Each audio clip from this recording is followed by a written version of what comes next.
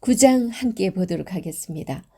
9장에서는요. 사울과 사무엘의 그 역사적인 만남이 나오는 곳입니다. 우리 9장 1절에 보면요. 이렇게 시작하고 있어요. 베냐민 지파에 기스라 이름하는 유력한 사람이 있으니, 유력하다라는 것은 이 가문이 나름대로 좀 잘 살기도 하고 집안은 괜찮다라는 얘기예요. 기스라 이름하는 유력한 사람이 있으니 그는 아비엘의 아들이요 스로울의 손자요 베고랏의 증손이요 아비야의 현손이며 베냐민 사람이더라. 중요한 거는 이 사람이 베냐민 지파라는 게 지금 문제입니다. 그런데 어떤 일이 생기냐면 기스에게 아들이 있으니 그의 이름은 사울이요 준수한 소년이라.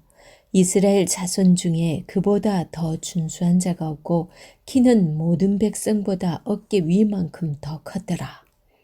사실 성경에서 외모를 잘 이렇게 표현해서 두각을 드러내는 경우는 물론 골리앗 같은 경우 그만큼 이제 사람 보기에도 엄청난 사람이었다는 걸 얘기해서 외모를 얘기하고 또 그 다음에 다윗에게 사무엘이 기름 부으러 갔을 때 그 아들들 그 외모를 얘기를 하죠. 다윗 아닌 다른 그 형들의 외모를 얘기한 거. 그 외에는 크게 없는데 지금 여기서 사울의 외모를 굉장히 중요하게 언급을 하고 있어요. 이것만 해도 지금 하나님은 외모를 보시지 않는다는 걸 우리는 다윗의 이야기를 통해서 알잖아요. 그에 비하면 여기서 외모를 언급하고 있는 데는 또 하나님의 뜻하심이죠.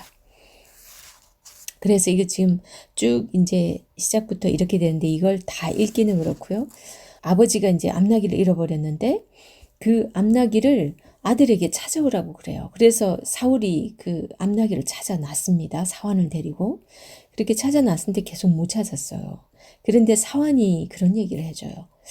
이 마을에 존경받는 하나님의 사람이 있는데 그분한테 우리 한번 물어볼래요? 묻지 않을래요? 그러면서. 그래서 그 사람한테 가게 되죠. 그래서 사실은 참 이 발걸음이 아주 사소한 듯이 이렇게 옮겨집니다. 그렇게 해서 사울과 사무엘이 극적으로 만나게 되는데요.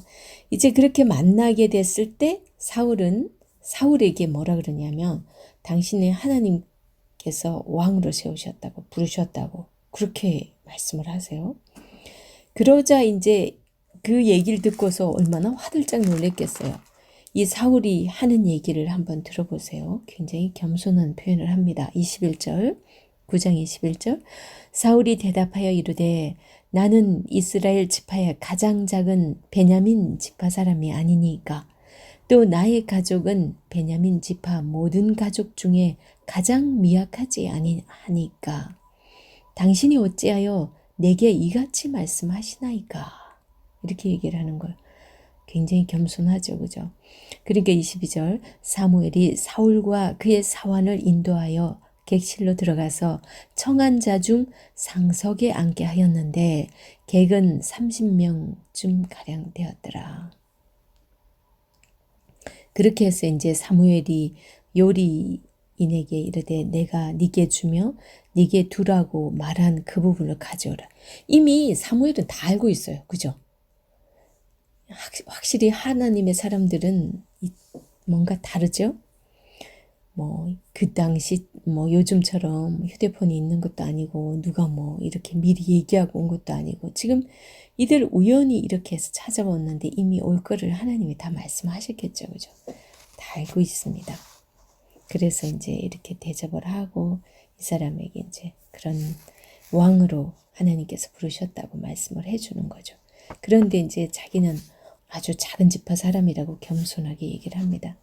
이제 사울을 다윗과 이제 비교해 볼 때 비록 그의 아버지가 양을 잃었다고는 하지만 사실은 이 부분도 참 그래요.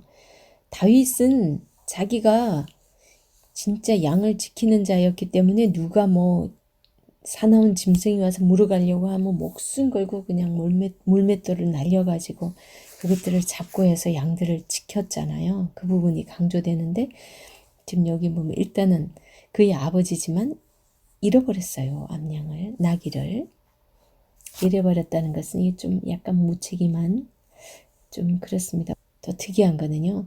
이 사환의 제안에 따라가는 거. 이게 사실은 주인이 종의 제안에 이렇게 따라간다는 건 사실은 쉽지는 않거든요. 그만큼 한편으로 보면 결정력이나 그런 게 좀 없고 유부단한 사람일 수도 있겠다라는 그런 짐작을 하게 하고요. 한편으로 보면 사환의 얘기도 귀담아 듣는 그런 사람, 자상한 사람인가? 이런 생각을 들기도 합니다. 하지만 나중에 그 사울의 성품으로 봐서는 자상한 쪽은 아닌 것 같다는 생각은 들어요. 일단 이런 부분은 리드자로서의 자질에 있어서 꼭 갖춘 건 아닐 거라는 것을 짐작하게 합니다. 그 다음에 16장에서 17장에서 그려지는 이 다윗은 아주 충실한 목자로서의 그 모습이 표현되고 있거든요. 그리고 이 다윗은 음악가이고 전사로서 그려지고 있습니다. 수고문을 아주 또 잘 타잖아요. 그죠? 초기 사울의 모습은 아주 겸손한 모습인 것을 그려주는 건 사실인데 사울은 이스라엘 12지파 중에서 가장 작은 베냐민 지파 사람이라는 것이 어찌 보면 그에게는 아주 큰 핸디캡으로 자리하고 있었다고 생각이 들어요. 왜냐하면 딱 그런 얘기를 했을 때 제일 먼저 딱 사람들은 자기 핸디캡이 불쑥 제일 먼저 이렇게 나오거든요. 그런 얘기를 했다는 것만 해도 좀 그렇게 여겨집니다. 그도 그럴 수밖에 없는 것이 우리 사사기 19장의 레위인 첩 사건 아시죠? 그 사건 때 이 레위인 첩이 죽잖아요. 그죠? 그 베냐민 지파 사람들 그 불량배들에 의해서 아주 그냥 밤새 욕부임을 당하고 토막 살인되어서 지금 이제 이 토막을 낸 거는 레위인이 냈어요. 그만큼 그때 레위인이 얼마나 타락하고 부패한 일단 첩을 뒀다는 것만 해도 그렇지만 그 모습들을 보여줬거든요. 근데 그것을 토막을 내서 다 12지파에 다 보내잖아요. 그랬을 때 그 12지파 사람들이 다 어디에 모입니까? 미스바에 다 모입니다. 이 일을 어떻게 하면 좋을까 싶어가지고.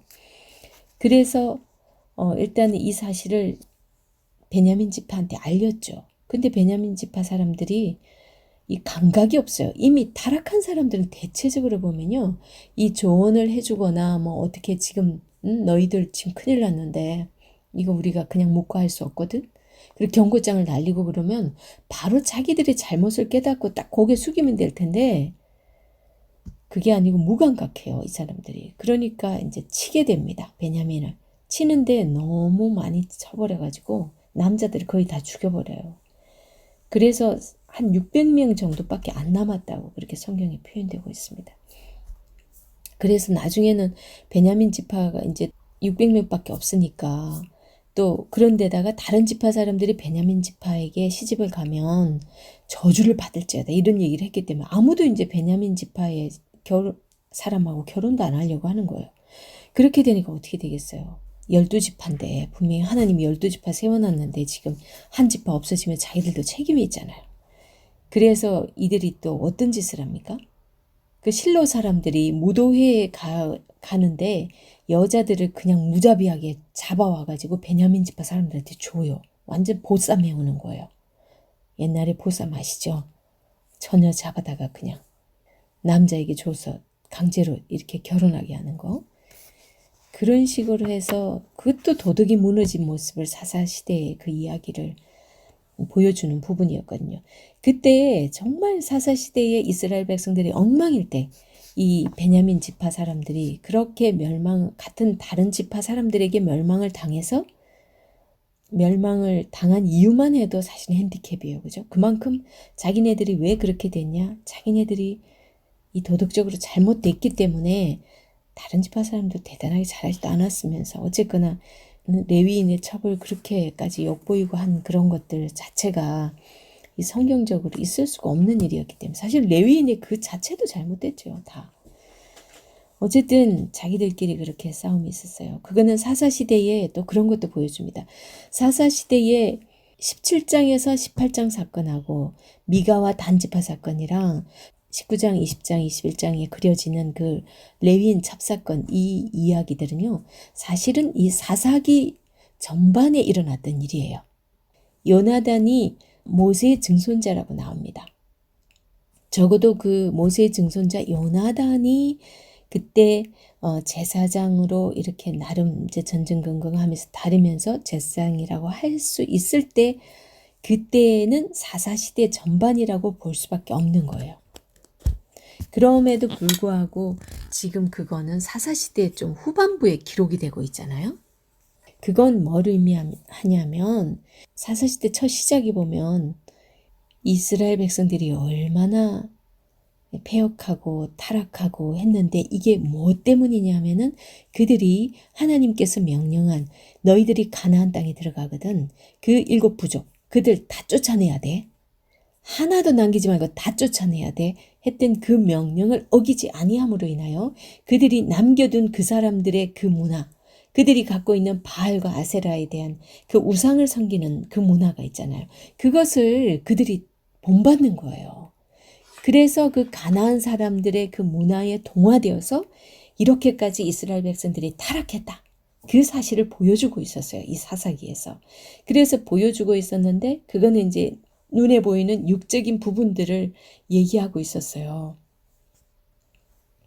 이제 전체 사회적으로 정치적으로 막 이렇게 잘못된 걸 얘기하는데 중요한 거는 그거보다 더 중요한 게 뭐냐면 정치적도 중요하지만 종교적인 거. 정말 이 종교적인 타락 그거 레위인의 타락이거든. 미가와 단지파. 그러니까 뭐 한 집안에 이 미가 집에 신상을 세우잖아요. 그리고 막 한 사람의 이 제사장을 자기 가정을 위해서 제사장을 복을 받기 위해서 제사장을 두고 그래서 단지파 사람들이 또 네가 한 가정의 제사장 하는 게 좋냐 아니면 한 지파의 제사장 하는 게 좋냐 그러면서 또 막 데리고 가고 그러잖아요. 그러니까 그렇게 지금 모세의 증손자인 요나단이 그렇게 타락할 정도로 레위 지파까지 다 타락한 이 종교적으로 완전 썩었다.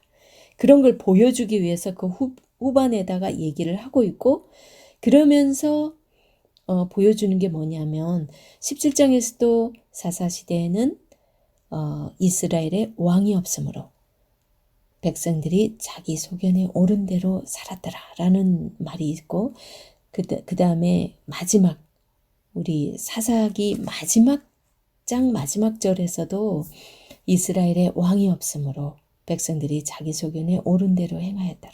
그런 말로서 끝맺음하고 있어요. 그렇게 캄캄하고 어두운 상황에서 정치적으로 사회적으로 도덕적으로 종교적으로 모든 내부까지 외부에 보여지는 것에서 내부 속속들이까지 전적으로 다 타락한 이스라엘을 보여주기 위해서 이 사사시대의 그 이야기를 그렇게 하고 그 전반에 일어났던 일이지만 사사시대 전반에 일어난 일을 뒤에다가 기록함으로 인해 갖고 더 첫 시작이 그 바깥으로 드러나는 부분의 타락이라면 이제 종교적으로 이 레위인 그 도덕적인 것까지 다 타락한 내면의 타락까지도 보여준 게 이 사사시대의 사사기였었어요. 이제 우리 사무엘서는 시작할 때 우리가 말씀드렸지만 그 깜깜하던 그 사사시대 거기에서 사사시대 말기 이제 마지막 자락에 우리 사무엘이 마지막 사사잖아요. 이제 왕정으로 옮겨가는 그 시기에 있는 거거든요. 이제 그런 상황에서 하나님께서 사무엘을 준비하셨고 그리고 이제 사무엘을 통해서 나름 이제 이스라엘을 잡아가려고 했었어요. 물론 하나님의 때에 하나님께서는 왕을 세울 계획을 하셨습니다. 그리고 가나안 땅에 가면 왕이 있을 것을 하나님 다 아시기 때문에 신명기에서도 말씀을 하셨어요. 그리고 왕이 해야 될 것, 하지 말아야 될 것도 다 말씀하셨거든요. 하지만 이스라엘 백성들이 먼저 요구를 하잖아요. 그죠? 그때 분명히 하나님께서는 사무엘을 통해서 하나님의 뜻을 밝혀주고 있었고, 그리고 또 사무엘을 통해서 실제로 또 블레셋과의 그 싸움에서도 이기게도 하신 그런 이력도 있고, 그럼에도 불구하고 이스라엘 백성들이 그 왕을 요구합니다. 그렇게 해서 세워진 왕이 지금 이 사울인데, 왜 이렇게 장황하게 얘기했냐? 이 연결고리를 좀 한번 보시라는 거예요. 이 사울인데 그렇게 그래 너희들 그래 원해. 하지만 내가 너희들 왕 그렇게 원하는데 너희들이 원하는 그 왕이 세워지면 이런 일이 있을 거야. 그러면서 8장 11절에서 쭉 말씀을 하셨어요. 그죠? 그렇게 너희들이 원하는 왕정 시대가 되면 이렇게 라카크라는 말씀 기억하시죠? 그렇게 얘기하면서 반복적으로 말씀하시면서 너희들 이렇게 왕을 원하면 그런 착취가 일어날 거야. 그런 거 다 빼앗길 텐데 그래도 괜찮아? 그럼에도 불구하고 왕 세워달라고 하니까 하나님께서 끝내는 허락하면서 이 8장이 마무리가 되었어요. 그래서 이제 9장에 하나님께서 약속대로 이제 사무엘에게 자 어디 가면은 누구 만날 건데 그 사람한테 기름 부어 왕 세우라고 말씀을 하세요. 그래서 이제 만나게 된 사람이 사울인데 하필이면 이 사사시대에서 가장 이 12지파 중에서도 제일 부패한 지파, 다른 지파들이 다른 11지파가 이 쳐서 다 멸족시켜 버릴까까지 가다가 겨우 살아난 지파. 그래서 너무나 미약하고 숫자가 적어진 그 베냐민 지파 사람이 이 사울이라는 거예요. 그게 이제 이 사울에게도 굉장히 핸디캡이죠. 하지만 이 사울은 이 남들이 보기에도 이 사람이 아까 외모를 막 이렇게 언급하고 있었잖아요. 다른 사람들이 볼 때도 너무 멋있어 보이는 거예요. 이 사람은. 그래서 준수한 용모와 키 이런 부분을 막 강조를 하고 있습니다. 우리 인간들이 눈에 보여지는 걸 좋아하잖아요. 하지만 처음에는 이스라엘 백성들도 이 베냐민 지파기 때문에 일부 사람들은 그냥 보기에 괜찮으니까 그렇게 받아들였는데 일부는 또 별로 왕으로 삼고 싶어 하지 않는 그런 사람들도 있었어요. 그런저런 핸디캡을 가진 것을 잘 아는 이 사울은 자기는 어떻게 제가 이 감히 한 나라를 대표하는 왕이 될 수 있겠습니까 하면서 이렇게 사실은 있는 그대로죠. 그렇게 겸손한 표현을 쓰고 있습니다. 사실 이 사울의 외모는요. 그 다윗을 기름 부어 세울 때 하나님께서 보시는 그 기준하고는 완전 반대였어요. 그죠? 하나님께서 다윗을 기름 부으라고 할 때 사무엘에게 그렇게 말씀하시잖아요. 그 용모와 신장을 보지 말라. 사람은 외모를 보거니와 나 여호와는 중심을 보느니라. 그러면서 16장에서 말씀을 하시거든요. 여기에서 사울의 외모를 이렇게 언급을 하는데 완전 반대입니다. 사실 하나님은 그럼에도 불구하고 백성들이 원했기 때문에 하나님께서 사울을 통해서 기름 붓는데 이 사울이 사무엘을 만나는 이런 일들을 보면요. 굉장히 우연 같아요. 그리고 참 사소한 일에서 이렇게 큰 일로도 이어질 수 있구나라는 생각까지 듭니다. 이런 걸 보면서 우리는 참 하나님은 일상적인 사건들 그리고 우리가 생각할 때 참 별거 아닌 하찮은 그런 일들 그런 가운데서 정말 우리가 볼 땐 정말 대단한 일이 아닌 것 같은데 우연히 우리가 어딜 갔다가 진짜 중요한 사람을 만나는 경우도 있고 우연히 어떤 사람이 누가 전화를 내가 이런 말을 했는데 거기에 관심을 가졌다가 정말 하나님의 뜻을 발견하게 되고 우리가 살다 보면 그런 거 많잖아요. 지금 이 사울의 경우도 그렇습니다. 어쨌거나 하나님은 이스라엘 백성들을 일단 이제 이 가나안 땅에서 어떻게든 이끌어 가야 되는 상황이고 첫 왕정을 이제 수립하게 되는 그런 아주 큰 중대한 그런 일을 두고 있는데 이 사울과 사무엘의 이 만남 보면 참 하찮은 일부터 시작된다는 거 우리 시작부터 알겠지만 아버지 잃어버린 낙이 찾으러 가다가 또 그것도 사환이 말을 해가지고 그런 거 보면 우리가 이 땅을 살아갈 때도 정말 주변 사람의 한마디 한마디 그런 거를 너무 이렇게 대수롭지 않게 아무렇지 않게 이렇게 넘기고 하는 거는 옳지 않을 것 같습니다. 우리가 정말 그 누구의 말이라도 늘 귀담아 듣고 항상 한 번쯤은 소중하게 생각해 볼 수 있는 그런 생각을 하게 됩니다. 이 사울의 일들도 보면서. 기드온은 어떻습니까? 기드온 사사시대 보면 거기도 포도즙 틀에서 그때 미디안이 계속 공격해 오고 있었기 때문에 약탈을 해갔대요. 그때는 바깥에서 타작을 하면 곡식 다 타작해 놓으면 그 약탈해가고 그러니까 몰래 숨어가지고 포도즙 틀에서 밀타작을 하고 있었죠. 그때 천사의 방문을 받게 됩니다. 하나님의 섭리는 아주 우리 소소한 일상 가운데서도 임할 수 있다라는 것을 우리는 발견하게 됩니다. 우리 권사님과의 만남도 어떠했죠? 우리 권사님과의 만남. 저는 참 그때 우리 수련회 갈 때 잠실에서 같이 차를 타고 갈 때 처음 뵀어요. 그죠? 그때 그렇게 해서 우리가 함께 했던 그 인연이 오늘까지 이렇게 잘 이어지고 있습니다. 참 소중한 만남이었어요. 우리 오늘도 우리가 정말 별 볼 일 없는 것 같은 하루를 살아가면서도 하나님의 역사하심을 기대하면서도 오늘도 힘차게 나갑니다.